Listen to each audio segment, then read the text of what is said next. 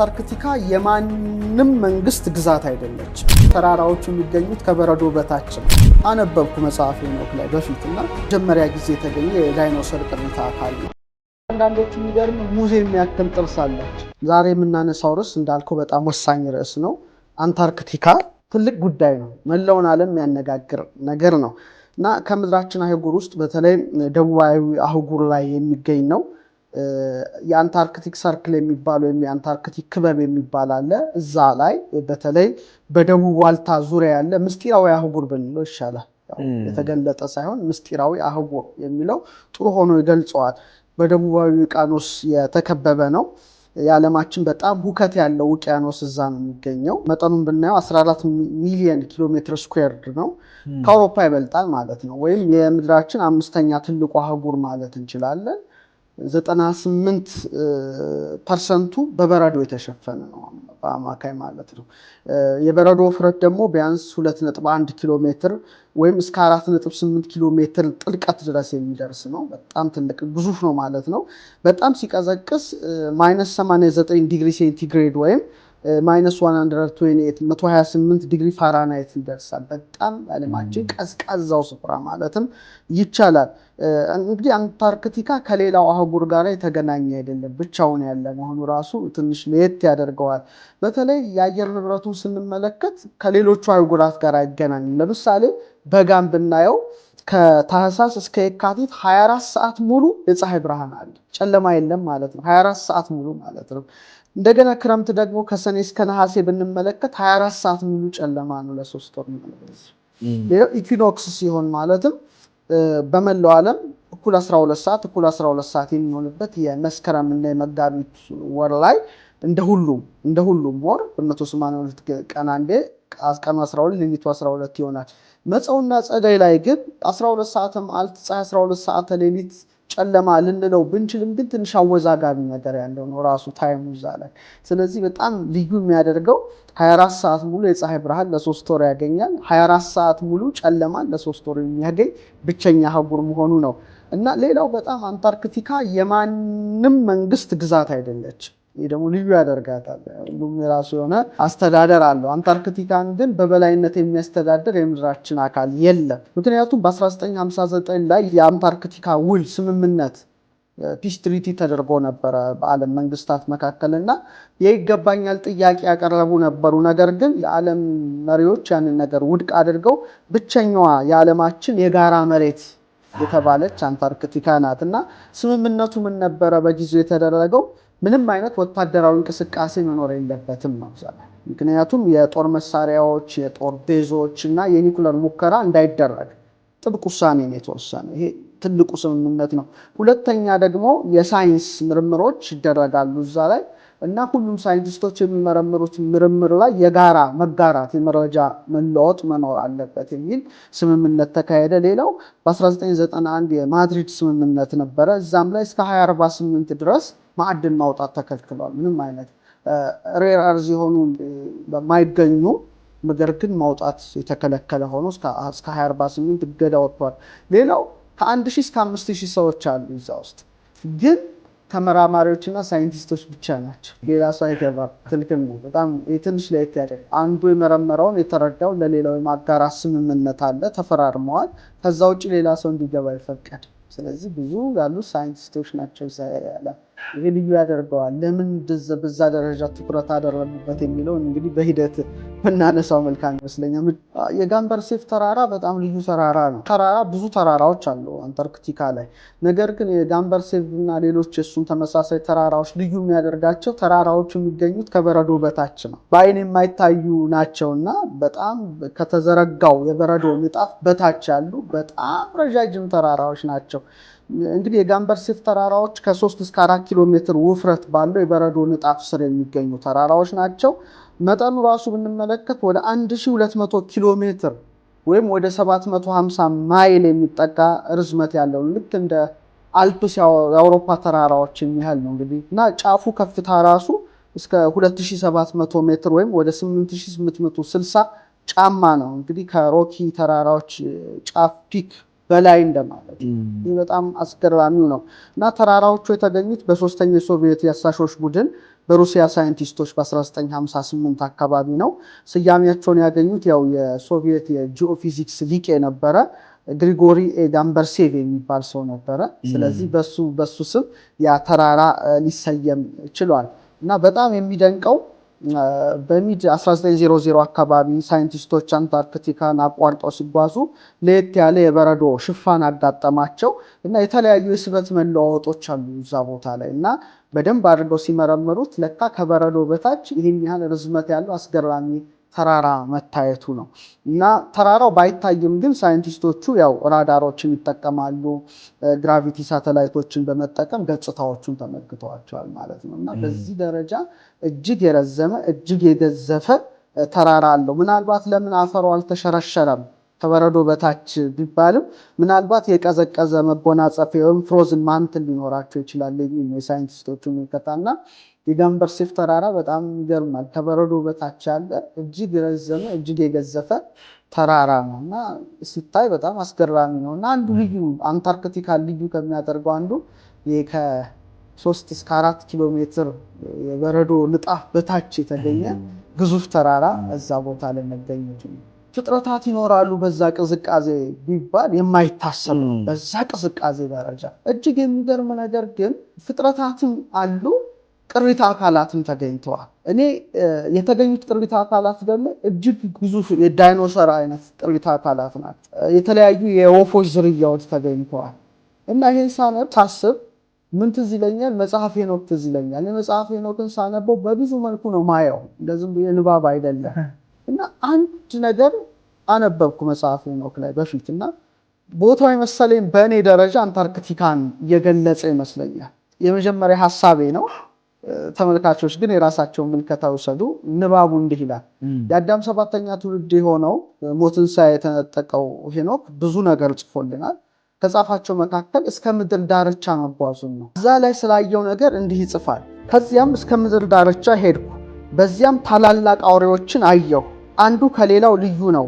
የወፎችም ፊታቸው ይለያያል፣ መልካቸውም ቃላቸውም አንዱ ከሌላው ይለዋወጣል። ከነዚህ አውሬዎች በስተምስራቅ ሰማዩ በላዩ ያረፈበት የምድር ዳርቻንና የተከፈቱ ደጆችን አየሁ። ሄኖክ 8 ከ29 እስከ 31 እንግዲህ አንባቢዎች ያነቡ። እንግዲህ የምድር ዳርቻን አይቷል። ሌላ ደግሞ ፖርታል ሳይቷል። የተከፈቱ ደጃፎችን ያለው እኮ ፖርታል ነው፣ ምንም እንትን እኮ አይደለም እኮ እና ጫፉ ላይ ነው ያለው፣ ግን መግቢያ ያለው የተከፈቱ ደጆች አሉት። እና እዛ ያያቸው ደግሞ በጣም ትልልቅ አውሬዎች፣ ትልልቅ ወፎች ናቸው፣ መልካቸው የተለዋወጠ። ያየው ደግሞ ሄዶ የምድር ዳርቻ ነው፣ ደቡብ ዋልታ። እኔ በእርግጠኛነት እንዲህ ነው ባይባልም ግን በእኔ ምልከታ አንታርክቲካ እንደሆነ እገምታለሁ። ምክንያቱም በደንብ ያስረዳኛል። አንደኛ ደጃፎች አይተዋል፣ ዳርቻ ነው። ፖርታል ሶች ተመልክቷል፣ የተከፈቱ ደጃፍ። አሁን ባለው ምርምር ያ ቦታ እንደዛ ነው። ሄኖክ ግን አስቀድሞ አይቶታል ብዬ እኔ ስለ አንታርክቲካ እንዳየው ገምታለሁ። የግል ምልከታ ነው። እና አሁን ሳይንቲስቶች በጣም የሚገራርሙ ነገሮችን አገኙ። ማይታሰብ ነገሮች ነው። አንደኛው ያገኙት አንታርክቶፔልታ የሚባል የዳይኖሰር ዝርያ ነው። ስክሪኑ ላይ ተመልካቾች ሊመለከቱት ይችላሉ። ባለ 6 ጫማ ርዝመት ያለው ታንክ መሰል ይሉታል። ራሱ ኢንካሎሶር ነው። ለምሳሌ ጁራሲክ ፓርክ ላይ ሙቪው አለ አይደለ? እዛ ላይ ጭራ ያለው ዳይኖሰር እዛ ላይ ይታያል። እና እሱ ተገኝቷል ቅሪተ አካላቱና እዛው አንታርክቲካ ጄምስ ሮስ ደሴት 1986 ላይ መጀመሪያ ጊዜ የተገኘ የዳይኖሰር ቅሪተ አካል ነው። እና ይሄ በጣም አስገራሚ ነገር ነው። እና የዳይኖሰሮች እንደ ግዙፋን አራዊት ነው። እና ሄኖክ ያለው ይሄ ነው እኮ ቅድም የተመለከትነው አይደል? በጣም የሚገርም ነው። እና ከዚያም እስከ ምድር ዳርቻ ሄድኩኝ፣ በዚያም ታላላቅ አውሬዎችን አየሁ ነው የሚለው። ትንሽ እንኳን አላለም፣ ታላላቅ አውሬዎችን አየሁ ይላል። ስለዚህ ታላላቅ አውሬዎች አሁን እየተገኙ ነው ማለት ነው፣ ቅሪተ አካላቸው። ይሄ በጣም ወሳኝ ነው። ሌላው የተገኘው ክራዮሎፎሴሬስ የሚባል የዳይኖሰር አይነት ነው። 20 ጫማ ርዝመት ያለው ስጋ በል ነው የተገኘው በ1991 እዛውም ትራንስአንታርክቲክ ተራራዎች ውስጥ ነው የተገኘው። እና ስጋ በል ዳይኖሰር ነው። እና የተገኘው ቅሪተ አካሉ ላይ ተነክሷል እና በሌላ ዳይኖሰር የተነከሰ ይመስላል። ስለዚህ ስጋ በልና በጣም አደገኛ የሆነ የዳይኖሰሮች ዝርያ አንዱ ነው። ይህም ተገኝቷል። ሌላው ግዙፍ የፔንግዊን ቅሪተ አካልም ተገኝቷል። ባለ 6 ጫማ 250 ፓውንድ የሚመዝን ነው። ግዙፍ ፔንግዊን ነው። ሴሞር ደሴት ነው 2014 ላይ ነው የተገኘው። እንግዲህ የንጉሠ ነገሥት ፔንግዊን የሚባሉ አሉ። ከነሱ በእጥፍ የሚበልጥ ወይን ጠጃማ ቀይ ሊሆን ይችላል። ፒግመንቱን አጥንተው የደረሱበት ደረጃ ነው። ሌላው ሊስቶሮሳውረስ የሚባል ከታላቅ ሞት የተረፈ ወይም ከጥፋት የተረፈ የሚባል የአሳማ መጠን ያለው ረጅም ጥርስ ያለው ሬፕታይል ስም ተገኝቷል።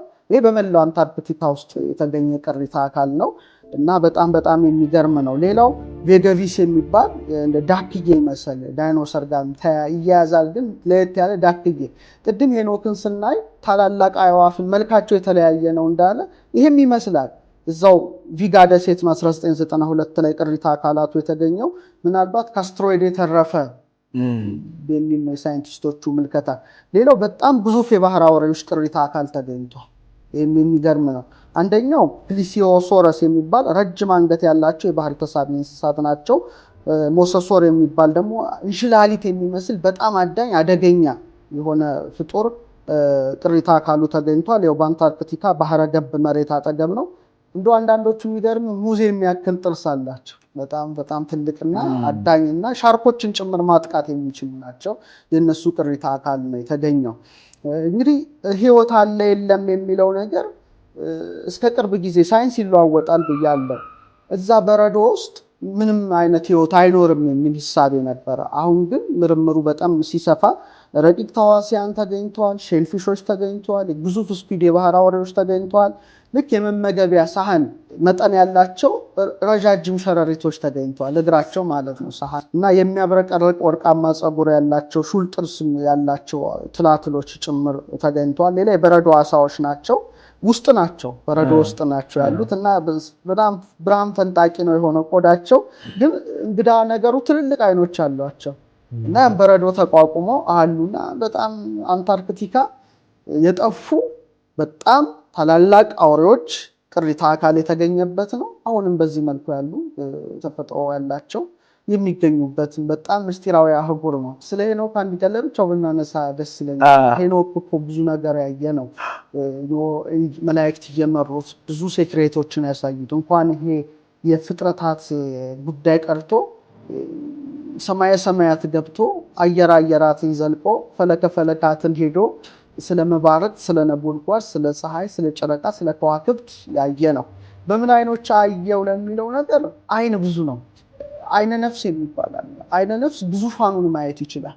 እቺ ወርድ ቁመት ጥልቀት የምትላት አይንህ እንደዚህ አይነት ደረጃ ላይ ያይ ይችላል። በጣም የገዘፉና የረዘሙ ብሄሞትን፣ ሌዋታን የመሳሰሉ አውሬዎችን ጽፏል እና ሊታዩ የሚችሉት እንደ ኢትዮጵያ ሊቃውንት እይታ በአይነ ነፍስ ነው። ያኛው አይን ሲከፈት ዳይሜንሽኑን በዛ ላይ ይሄ ከተከፈተ ረቂቅ አይን በመሆኑ ረቂቅ ነገሮችን ልታይ ትችላለህ፣ እንደ ሄኖክ ማለት ነው። በሶስተኛው የሄኖክ መጽሐፍ ግን እዛ ላይ ባልገባም 3 አይነት የሄኖክ መጽሐፍት አሉ። አንደኛው ኢትዮጵያው ነው ትልቁና ኦሪጂናል ነው። ሁለተኛው የስላቮኒክ ቅጂ የሚባለው ነው፣ ስላቮኒክ ቨርሽን የሚባል ነው። ሶስተኛው ደግሞ የዕብራይስጥ ሄኖክ የሚባል ነው። እሱ በኋላ እንደተጻፈ እንደገና ደግሞ የዕብራይስጡን የሄኖክን ሳይ 300 በላይ አይኖች ተሰጡት ይላል። እዛ ላይ ነው ይሄ የዕብራይስጡ አይሁዶቹ የጻፉት አለ እና አንዱ በመንፈስ የነሱ ራባይ ተነጥቆ ሲመለከተው ሜታትሮን የሚባል መልአክ ደረጃ ደርሶ እነዚህ ሁሉ አይኖች ተሰጥተውት ያይ ነበር የሚል ነው። የነሱ ነው፣ እሱ ላይ የተመለከትኩት ነው። ሌላው እነሱ ላይ የተመለከትኩት ለምሳሌ መጀመሪያው ቀዳማዊ አዳም አይኑ እንደዚህ አይነት አይን አልነበረም ነው። በጣም በርቀት ማየት የሚችል አይን ነበር ነው። ያኛው የተከለከለውን ዛፍ ሲበላ አይኖቹ ተከፈቱ ሲል ያኛውን አጥፍቶታል ነው የነሱ እይታ ነው። እኛ ብዙ በዚህ የተጻፈ አላገኘውም። በእነሱ ግን ትምህርት አይኑ በጣም ከጫፍ እስከ ጫፍ ማየት ትልቅ ኃይል የነበረው ነበር ነው የሚሉት በእነሱ። ስለዚህ ሄኖክን ስንመለከት እኔ በጣም የሚደንቀኝ የምድር ዳርቻ ብሎ የጠቀሰው ኦልሬዲ ፓውል እንደሆነ እናውቃለን። እና አንደኛ አሁን እየተገኙ ያሉትን ታላላቅ አውሬዎችን መጥቀሱ፣ ወፎችን መጥቀሱ ደግሞ መልካቸው የተለያየ ነው እንዳለ አይናቸው ትልልቅ የሆኑ ምናምን ክሬቸርስ ፍጥረታት መገኘታቸው ቅሪተ አካላቸው ይሄ ልዩ ያደርገዋል። እና የተከፈቱ በሮችን ማየቱ ይሄ ነገር ለእኔ በጣም ትልቅ ትርጉም ያለው ነው። ምናልባት እንደሚባለው ከሆነ ወደ ሌላ መተላለፊያ አንድ ፖርታሎች እንደሚሆኑ በሄኖክ መጽሐፍ እናውቃለን።